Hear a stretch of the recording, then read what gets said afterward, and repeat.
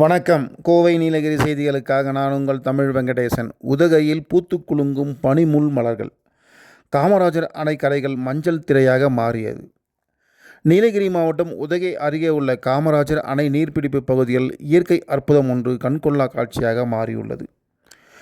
பனிமுள் மலர்கள் என அழைக்கப்படும் சிறிய காட்டு மலர்கள் அணை கரையோரங்களில் மேடு பள்ளங்களிலும் பரவி மஞ்சள் நிறத்தில் பூத்துக் குலுங்கி முழு பகுதியையும் ஒரு மலர் திரையாக மாற்றியுள்ளன.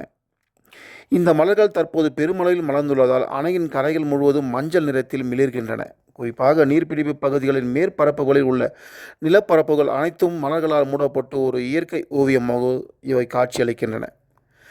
பனிமூட்டம் சூழ்ந்த உதகையின் மலைப்பகுதியில் இந்த மஞ்சள் மலர்கள் மிதந்து நிற்பது போல தோன்றுவதால் அந்த இடம் ஒரு கனவுலகத்தை நினைவூட்டுகிறது.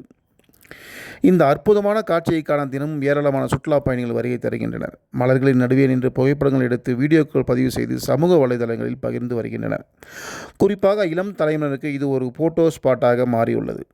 சுற்றுலா பயணிகள் இது குறித்து கூறுகையில், ஊட்டிக்கு பலமுறை வந்திருந்தாலும் இவ்வாறு மஞ்சள் மலர்கள் பரவி இருக்கும் காட்சியை முதல் முறையாக பார்க்கிறோம். பனிமூட்டத்துடன் கலந்த இந்த காட்சி மிகவும் அழகாகவும் மனதை கவரும் வகையிலும் உள்ளது என தெரிவித்தனர். இயற்கை ஆர்வலர்கள் இது குறித்து கூறியதாவது, மழை காலத்திற்கு பின் மற்றும் குளிர் சூழலில் வளரக்கூடிய இந்த வகை காட்டு மலர்கள் குறிப்பிட்ட காலங்களில் மட்டுமே இவ்வாறு பெருமளவில் மலர்கின்றன.